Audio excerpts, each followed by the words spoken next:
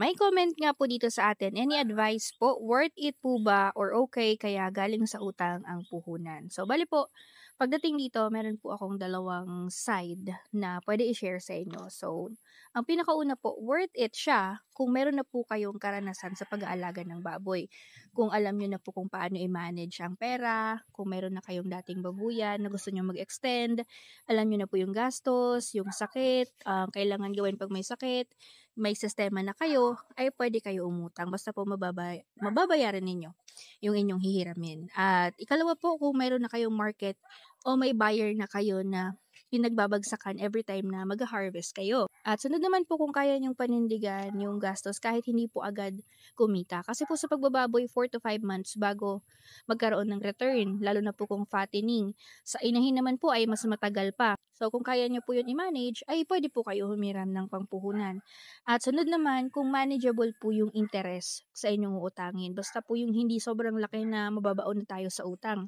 And ito naman po yung aking masasabi na kung saan hindi tayo dapat umutang para sa puhunan ng pagbababoy.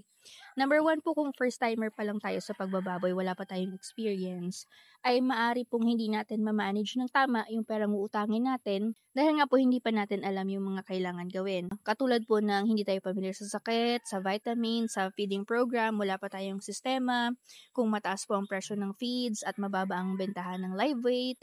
Yung mga ganitong season po, maliit yung pwede natin tubuin, tapos may babayaran pa tayong utang. So, pwedeng malugi lang tayo.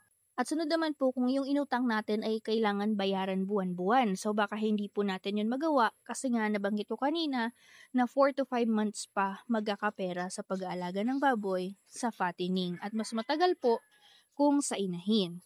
So, ang maipapayo ko po, kung marunong na kayo i-manage yung pera na pang-extend ng babuyan, alam nyo na yung sistema, kayang-kaya nyo palaguin yung pera, ay pwedeng-pwede po kayo umutang. Pero po kung first timer, ay maaari pong mag-ipon na lang muna tayo. Magsimula tayo sa pinaka maliit sa isang inahin or isang fattening para po malaman natin kung para sa atin ba talaga yung pagbababuyan na negosyo.